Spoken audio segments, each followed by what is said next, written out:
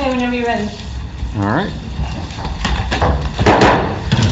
And very good evening. I'd like to welcome you all to the Bedminster Township Committee meeting for November the 19th, 2018. We have 4 of our 5 members here tonight. Ms. Santucci is excused.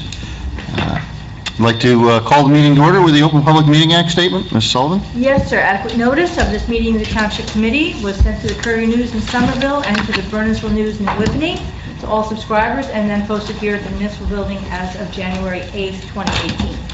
I would like to ask you all to join us in the Pledge of Allegiance. I pledge allegiance to the flag of the United States of America and to the republic for which it stands, one nation, under God, indivisible, with liberty and justice for all.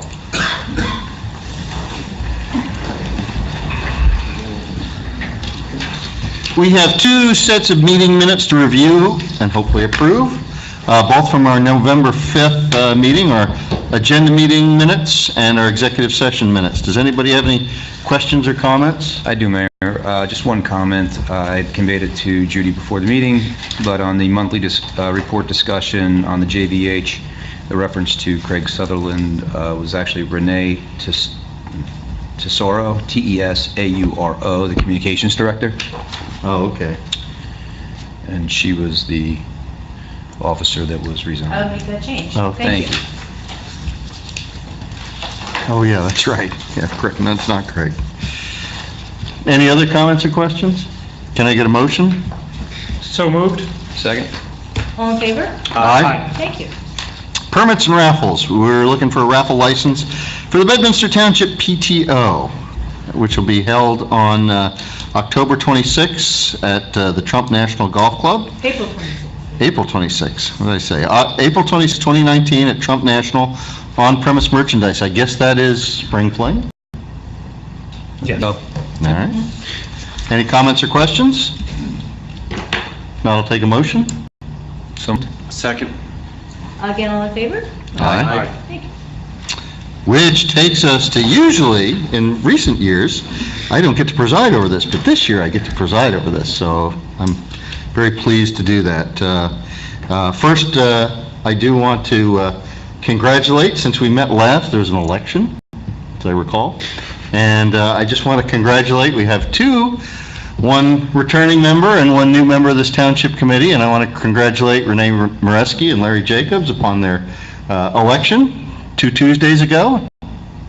Which brings us to what we do every year, which is the straw poll for the mayor. In Township Committee form of government, the mayor is not elected by the people, it's selected by the rest of the committee. Uh-oh. Missing something? Nope. Nope, that's all right. And whoever the mayor is going to be is going to have to make a lot of appointments and make a lot of phone calls and make arrangements for next year. So rather than wait for the reorganization meeting, which has been done in the past and sometimes it's changed, we try to get a straw poll now, a non-binding poll to see who will be mayor for next year, and to allow that person to prepare with the appointments for next year. So I'm going to invite Ms. Moreski to sit in that chair there because she will be participating. I do not participate.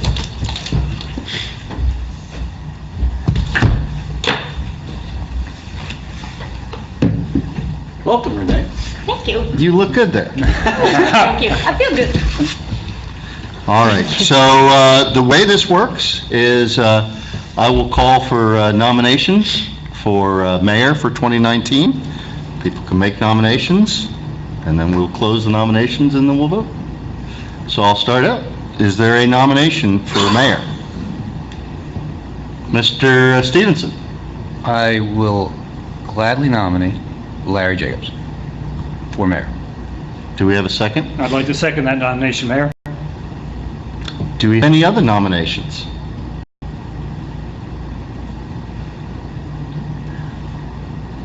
Seeing none? Seeing none, can I get a motion to close the nominations? So moved. Go ahead. So moved. Second. We have, Second?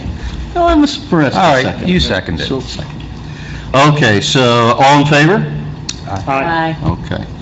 So the motion is on the table. Larry Jacobs for mayor in 2019. Roll call vote. Mr. Stevenson. Gladly, aye. Enthusiastically, aye. Vicki? Ms. Moreski? Absolutely, aye. Mr. Jacobs? Aye. There's already 3, so. Doesn't matter. You're Doesn't outvoted. matter. Well, congratulations. Thank you, Mayor.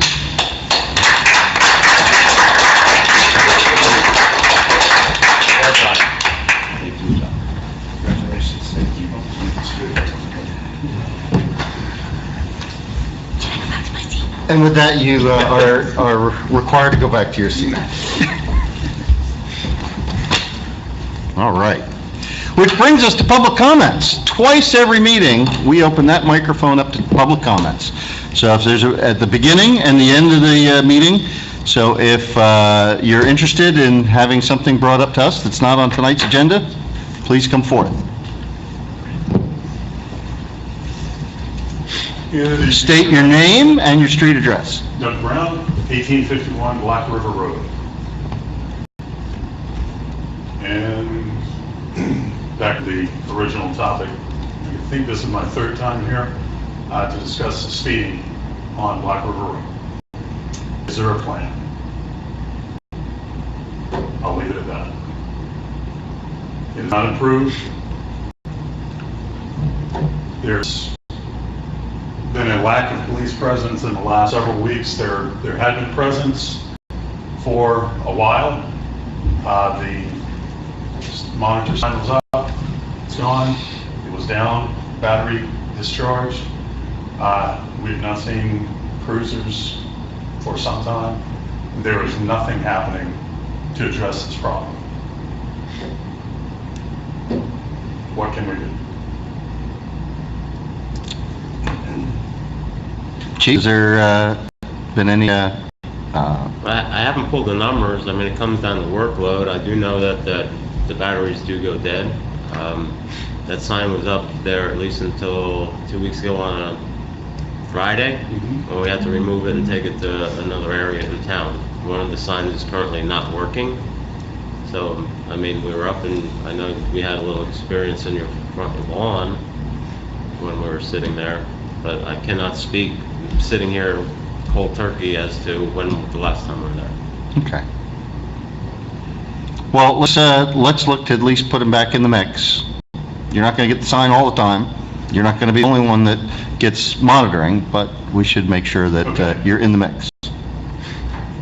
Chief, we have seen Yeah. the similar versions of those signs in other towns. Not, I mean, it's what we have up on Hills Drive, or what was installed on Hills Drive, and then Well, the ones on Hills Drive were installed by by the Hills Village. right by the master. But I've seen them in other towns, and they seem to be getting smaller and smaller in size. Like Somerville. There's Yeah, one in like- Somerville, yeah. I want to say Bridge Street in Somerville, and the sign, you know, the speed limit sign is this big, and the lit sign is only big, and it's right underneath. It's Right. not a stand-up, but it doesn't have a generator. I mean, I don't know. And I'll tell you, I actually saw one. I can't remember what town it was, but it's actually smaller than the one that you're talking about. Yeah. So it's literally like about that big, right underneath the speed limit sign. So it seems that technology is getting smaller and Question is how much even does it cheaper, cost, right? and if it's reasonable, maybe it's something we can look at in the budget next year. Because there's no shortage of places that have Mr. Brown's issue. The folks in the corner on Field Drive, they're going to tell you that they speed too much there. Hills Drive, they speed too much. Airport Road, if you talk to people in Miami, they speed too much. Robertson, they speed too much. So Chief's got no shortage of squeaky wheels that he's trying to cover. And that doesn't mean that anybody that asks for it is wrong. Quite the opposite. But maybe there's some other ways to look at this. Okay, are these roads cut-through roads where people are coming flying through during commuting time? Airport Road is. Airport Road is, Robertson Road is, Southfield Drive is. And these are all 25-mile-an-hour roads. Yeah. Hills Drive. Absolutely. Hillside. Hillside. Yeah. Hillside's a cut through. depending on, yeah, in one way. You can't come out of But, quick check. but the come point in is, and- yeah, absolutely. It's cut through two ways. Oh, that's right. People cut through the other way. I mean, I've had complaints to me about repaving certain roads, because, my God, you repave the road, then it becomes smooth and people go fast. So do we not pave roads? No, but, you know, we need to figure out ways to enforce it. And we can't have an officer there all the time, but, you know, not there all the time, never there. There should be something in the middle. Who should, if we're going to just look at signs generally, is that something that would sit with police, or is that something for DPW to look at? Both. Nah. Okay. And there are speed bumps in town. You know, I had originally requested speed bumps. There, the roads down here that go, I guess, it's River Road. That still haven't been mentioned, correct? River Road, yeah. Yeah, so there's a series of speed bumps there, so I know they are installed in town. I'm going to tell you, and I've got only a few more weeks to be here, but I'll tell you my point of view, speed bumps on an arterial road don't make any sense. They just don't make any sense. I think what they learned about on Hills Drive was they ended up taking out the speed bumps, and some people liked it, some people didn't. I don't think it's appreciably changed things. You know, the speed bumps on River Road came to us with turtles. I don't think if the turtle issue had come up that you'd see speed bumps on River Road. So my opinion is I don't see speed bumps as being a good answer. I understand the theory behind it, but I don't see I don't personally see that that's really going to change much. The speed bump makes me aware of the speed when I'm going over one. So. No, I understand, but I'm just saying, I on an arterial road with a double yellow line there, I don't see too many of those happening. Okay.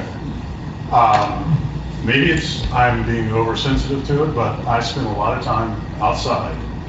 Our house part of the house literally is 12 feet from the road. It's built in 1850. Yeah. It's an old farmhouse. Yeah. You know, somebody's going to get T-boned pulling out of the driveway at some point if somebody doesn't do something. Speaking with Mr. Pincone a couple weeks ago, he got ran off the road in front of my house at the curve. He hit my mailbox, knocked it out. Somebody is going to get hurt. And I've been on record here stating that there's a serious problem here. I'm going to leave it at that. So whatever you can do, I would appreciate it. And something needs to be done. So thanks. Thank you for your time. Thank you. Monthly reports from our subcommittee chairs. All right, Mr. Stevenson. Thank you, Mayor. Good evening, everybody. I was at the League last week, so I wasn't able to attend the Jacobus Vanderveer House meeting, but I would like to announce and remind folks that it's coming up to Colonial Christmas. Tree lighting's on Friday, November 23rd at 7 o'clock. And there's an open house on November 24th and 25th, as well as December 1st and 2nd. Great event. Encourage everybody to get out there and check out the Jacobus Vanderveer House. It's the premier event of the year for them. Santucci had asked that I mentioned that the Fall Fest fundraising online auction has started. It's live. I put in a couple bids myself, I'm not going to lie. I think I've already been outbid, but it's going to go through November 30th. It sends you an automatic email to say you've been outbid. You Keep may want to bidding. go back and bid again. That's right. So that's going to go through November 30th. And then lastly, just as liaison to DPW, I thought it was appropriate to sort of address the snowstorm and a lot of the comments I see on social media that I think is quite unfair to our DPW and Mr. Manns. I think there's a misperception out there amongst constituents as to what exactly we are in charge of taking care of in town, and I just want to make it known to the folks both in the room and who may be watching that you got good here. John, you do a great job, always seem to get the roads cleared in time, quickly. This event was no different. I woke up the next day and everything was blacktop where you had other schools closing. And I think one of the main problems here was that a lot of the folks up in the hills were unable to get home because of Allen Road and Schley Mountain were not taken care of, and that's not part of our responsibility. County It's road. County roads. Yep. So I saw a lot of bashing of the DPW, and quite frankly, I think it was just uninformed bashing, and I thought it would make sense to just clarify what it is we do in the hills. And it's, if I miss one, let me know, but it's Smoke Rise, Gatehouse, Autumn Ridge, Revere, Sergeant Stoddard Court, Kestrel, Drummer's Log, and Robertson Road. Now, some of the folks that were complaining do in fact live on those roads, but the fact of the matter is you couldn't get there because Schley Mountain and Allen and Hanson were all backed up and parking lots. So I just want to go on record and tell you, John, I think you do a heck of a job for us. You always have done a heck of a job for us, and the folks that were lashing out certainly had a reason to be upset, but I think they're barking up the wrong tree by coming after our DPW. So that's my piece on that. Continue your good work, John. Yeah, again, I don't know, I mean, he saw it on social media, we didn't get any phone calls that there was a problem, so I'm just assuming that everything was fine at this point in time. And just to clarify, I did send a truck to help out the police department on Schley Mountain Road, who had several cars that were stuck on that, going up the hill there, to try to help them out a little bit, because the county was, busy doing other things. So we did send, and I'll continue to do that through the rest of my career. Thank you, John. And yeah, I saw the comments, and the comments were almost all directed towards roads that weren't ours. And but I'll also tell you that I continue to get comments, and got comments last week, that after the snowstorm, people knew they got into Bedminster. Why? Because the road's dramatically improved. So just to back up your point. So thank you to all your folks and the hard work they did. It was a tough event, I think, for everybody, the state, the county, and everybody included. It came at a bad time. It came when a lot of folks were on the roads. It's hard to plow when it's wall-to-wall traffic, so I get that, but I think our folks did a good job. So thank you. Appreciate it, thank you. John, just want to reiterate Doug's comments and the mayor's comments. Is there an opportunity for us to leverage technology to at least alert people? For example, even though Schley Mountain is not our responsibility, I know Nixle, through the police, sends out updates. Would there be some kind of thing where we could get Nixle updates either through DPW directly or indirectly, so that if you notice while you're out plowing that Schley Mountain Road is a parking lot, just alert people, stay away? A little bit of knowledge goes a long way. I'm wondering, Chief, would that be possible? Because I know the police control the Nixle system. My understanding, the way the Nixle set up, it's set up specifically to our users. So, a Bedminster resident would get that Nixle on their Right. cell phone. Or Yeah, but who's sending it Getting a out? blast out. send it out. Just send it out, yeah. The radius. I mean, we could, but it comes down to preparedness. Obviously, they don't turn on the snow machine at exactly 12 noon. Right. But it became a lot worse than anybody could possibly imagine. So, no, we could put out an Nixle, but it comes down to the end user, signing up. So Colin, your comment directed that you would alert folks of the poor condition of, for example, in this case, Schley and Allen. Exactly. So, I'm on my cell phone, I'm driving home from work, and I get a Nixle alert and says, stay away from Schley Mountain Road or Robertson Road right now. It's backed up, it's parking lot. Because John is out there, he's got the field experience in real time. He's seeing what's going on. We get a call into the police and they send out the Nixle alert. It just helps. Every little bit helps.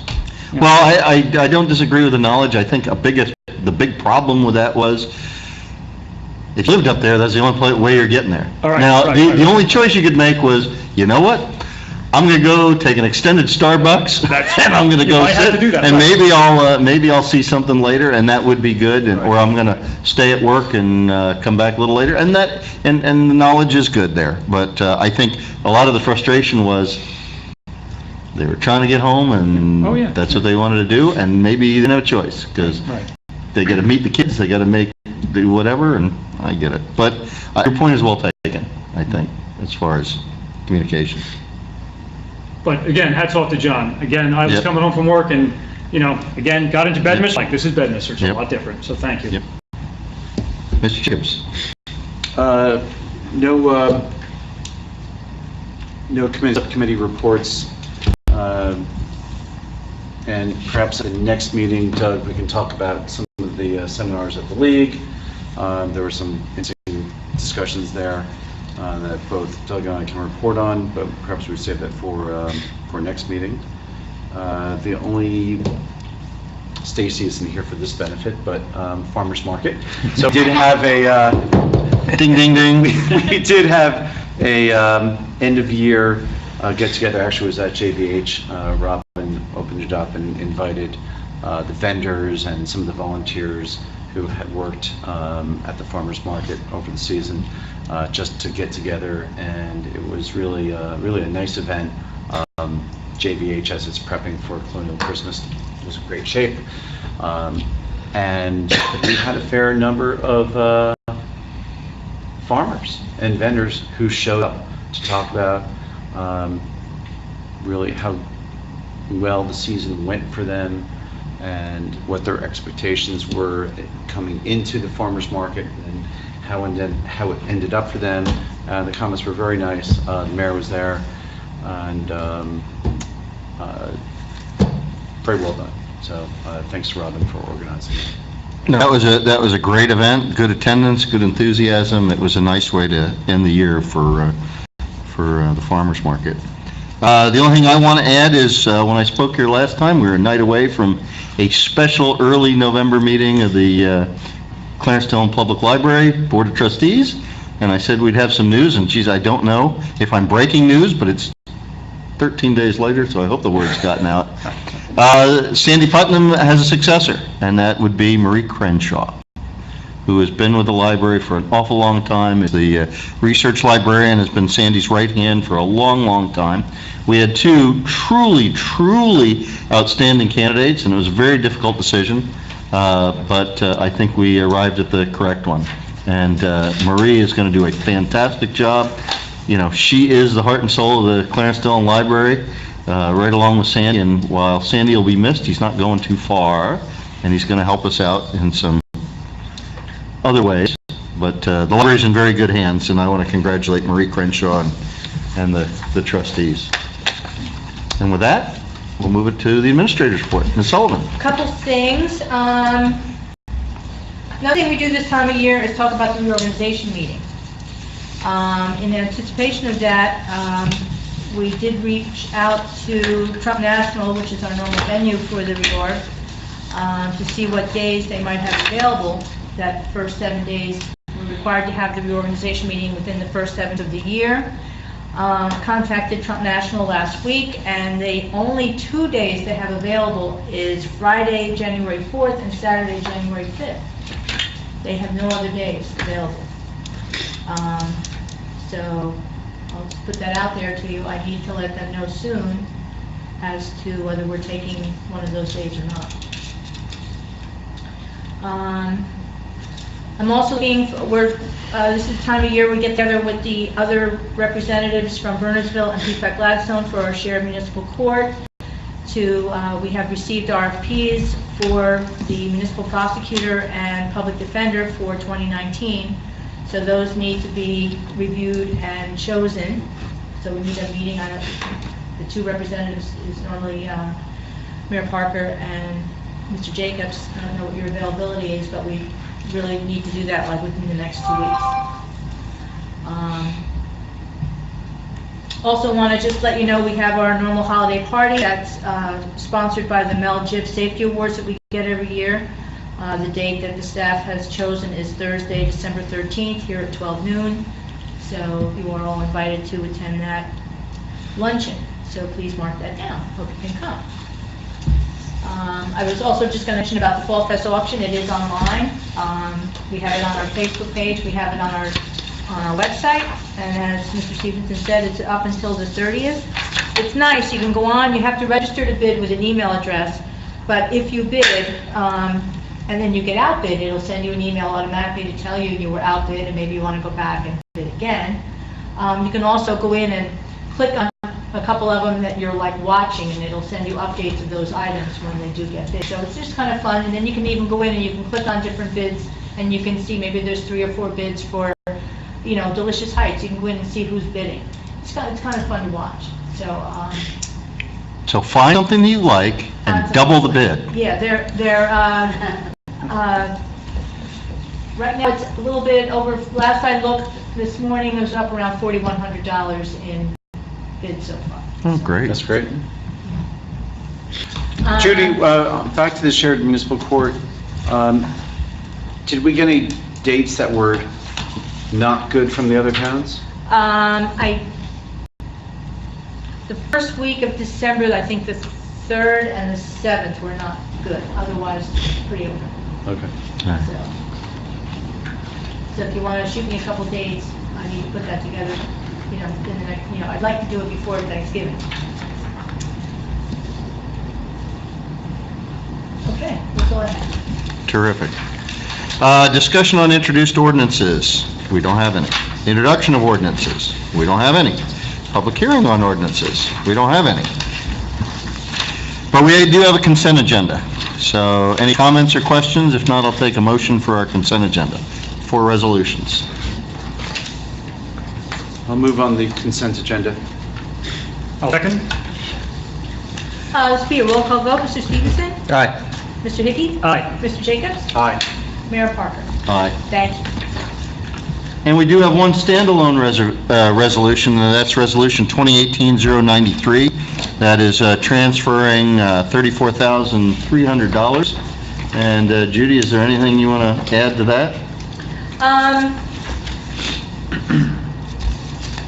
How do I want to put this? It's a lot of little stuff. It's a lot of little things being moved around. Normally, in December, we're expecting a number of reimbursements, but by the time the reimbursements come, it's towards the end of December, and some of our payments are due at the beginning of December, so it's just moving some money around to cover things, and you might see us moving this money back in January. We need to move it up front to pay the bills now, and then we'll get reimbursements later. Judy, just a quick question about the moving line items to the gasoline, O&E. Was that just unanticipated, or is that because of gasoline prices? So at the last meeting, we did a transfer as well.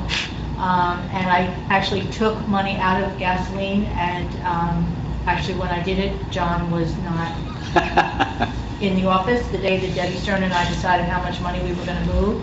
I met with John and the foreman the other day, and we need to move a little bit back, so it took a little bit too much. So just moving things around. Okay. If I've got no other comments, can I get a motion for 2018-093? So moved. Second. Again, roll call vote. Mr. Stevenson? Aye. Mr. Hickey? Aye. Mr. Jacobs? Aye. Mayor Parker? Aye. Thank you.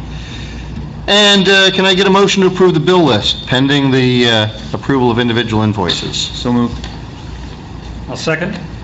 And one more roll call vote. Mr. Stevenson? Aye. Mr. Hickey? Aye. Mr. Jacobs? Aye. Mayor Parker? Aye. Thank you.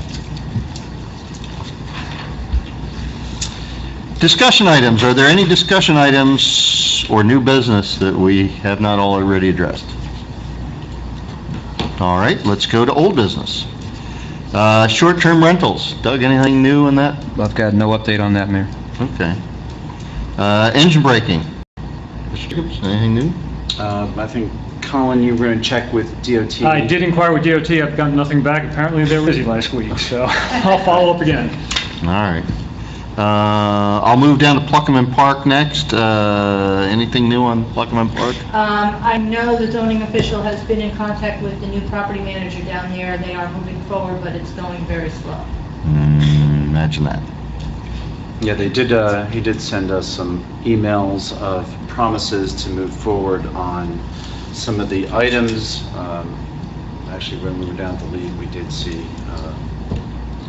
Jeff down there and suggested that the are not as encouraging as they may seem by email, because action would be the most telling movement here, and we're not seeing that.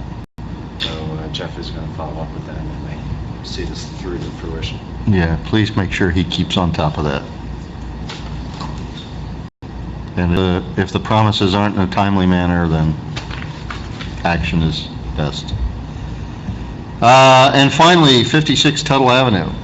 John, anything new? Many of you received an email today, including Ms. Sullivan. Paul Ferrero and I put our heads together last week and realized that with the information we had, without indeed plotting the Layton lot, we would not be able to definitively figure out the ownership. Our title person has indicated it's a complex jumble, from what they can tell, involving 3 or 4 lots, going back to, I think, what was it, 1933 or 34. It's going to require a $750 expenditure authorized by the committee to proceed, and that will take approximately 2 to 3 weeks. I mean, John, when I saw that email, I thought we were really focusing on when that subdivision was approved, and that would be from that approval forward, rather than having a need to go back to the 30s. Well, I think the issue was, we have a survey showing that the Laytons owned that particular portion of Bedminster Terrace in 1958, and we've had subsequent documents indicating that it's now being shown as a township road. So the issue is, without going back and looking at title work, it's impossible to figure that out. I mean, I hate to be the bearer. I hate to be the bearer of bad news, how did we get but, from here to there? You know, I checked with Paul Ferrero, and I've got emails from Paul. Judy can attest that even with everything we have, you just can't figure out the history of that road unless you go back and do title. I think that's probably something that we're saying all along. Depending on what the answer is, is there any, is there a potential answer there that would cause a problem for the people on the other side that already have a gravel driveway? In other words, does it put them in any peril? Potentially, Apparently, depending on what the answer but is. maybe it turns out it never was transferred to the township, and Layton still own that particular portion of the terrace. I don't know the answer. No, I know you don't. I'm just... or maybe at some point it was transferred, but obviously when APGAR, which was a very reputable firm and still is, did the survey in '58, their conclusion is that the Laytons own that spur. And the issue is, it's now shown as a township road, and I did get the title policy from 1976 from the lawyer for the Lynches. Took all of that, sent it to Paul Ferrero. Paul Ferrero looked at all of that, and Paul's usually pretty good with this stuff, and he just scratched his head, and as Judy will tell you, he said, I cannot derive an answer unless you deed plot it.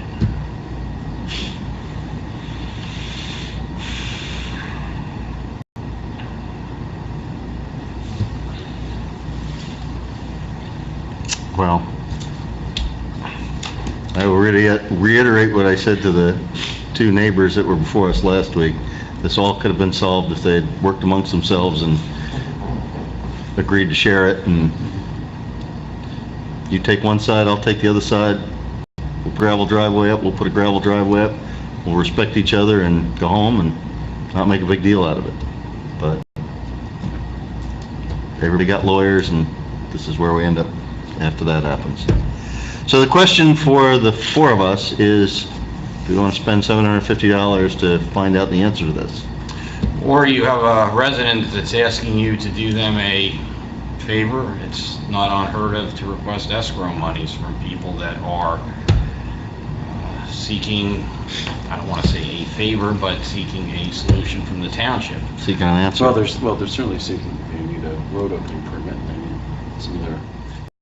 I mean, if they want it done, they could deposit the $750. I mean, you already have a considerable amount of township attorney and engineer and other staff time resources spent on this, because as the title company said, you saw the email, it's apparently a jumble.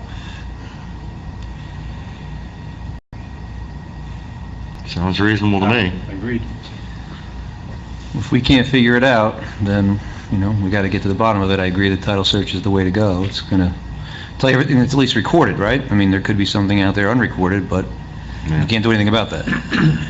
A lot of times they'll come back and say, yeah, we could tell right off the bat, but this time they came back and said, not this one. And John, it's a $750 a ceiling, it doesn't go beyond that? Meaning, No, that's it. that's it? Has anyone reached out for the Laytons? For the what? For the Laytons. To the late. No, I don't know anyone connected. That to might be, Layton's. I don't think they would be any more beneficial. I think at this point, you really got to do that title search. All right. All right. Well, I would reach out to. But, you know, I'll just hold it out there as someone who does some real estate work in my day job. Don't be, you know, you have to be prepared that you may not get a definitive answer. That it still may be an issue that there was a subdivision approved, and the issue is whether or not that right-of-way was dedicated or accepted by the municipality. We don't have any records here at Town Hall, that's the problem. Not that we've Right. located, no. Right, so we may do title, and we may not get anything more definitive than what we have now. So we still may end up in that same situation. right, presumably title's going to be, you're only going to pull out what was put in. Right. And a resolution at the local level is not going to be in there. Very well may show that it was owned by the Laytons in '58 and it never came out of the Laytons.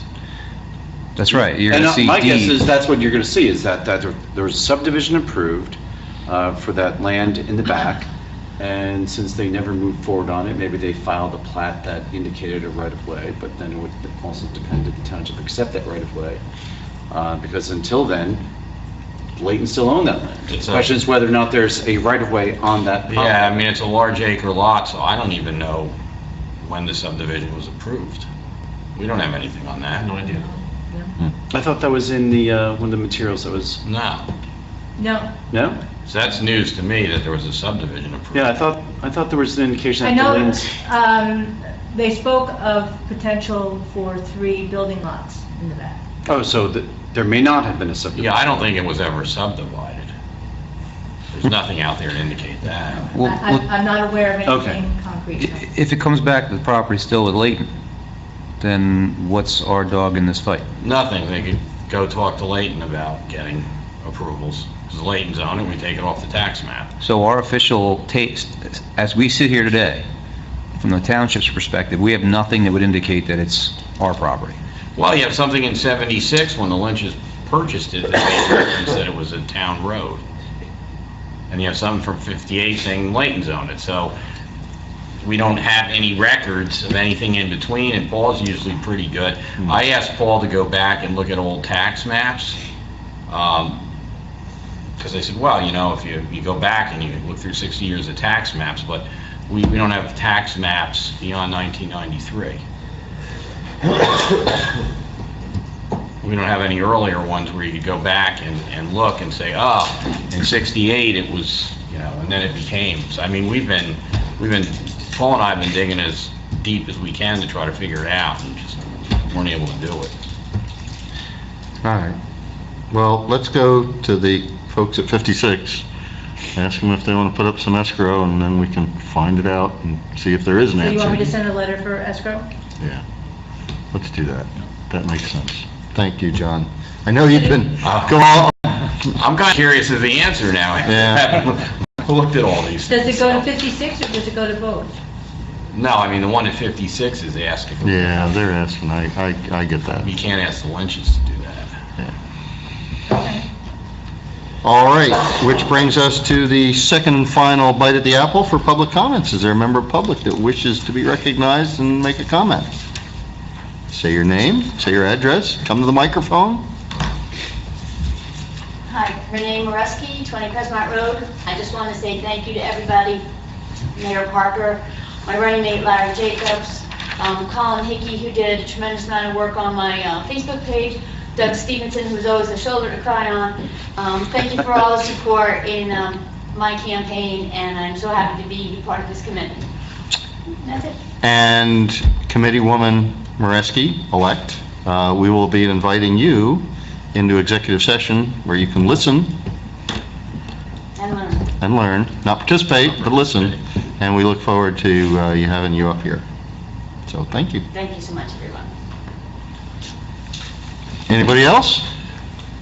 Seeing none, let us go to Township Committee comments. Mr. Stevenson. Thank you, Mayor.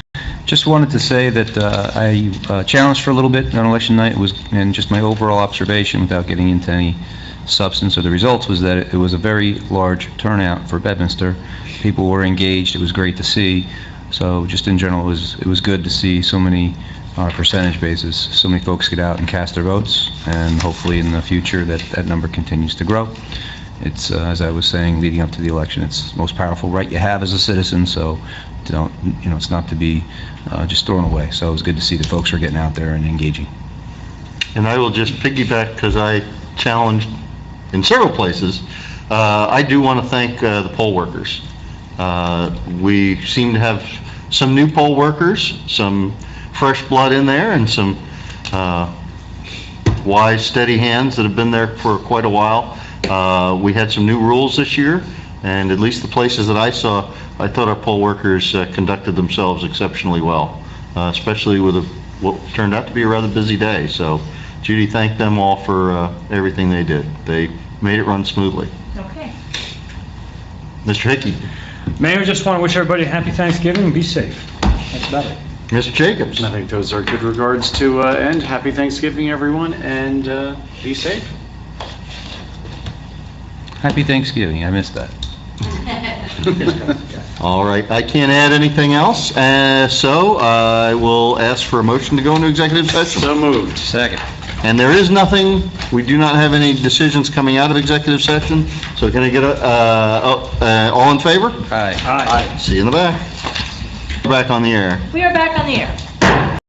And it is 9 minutes after 9, and we are out of executive session.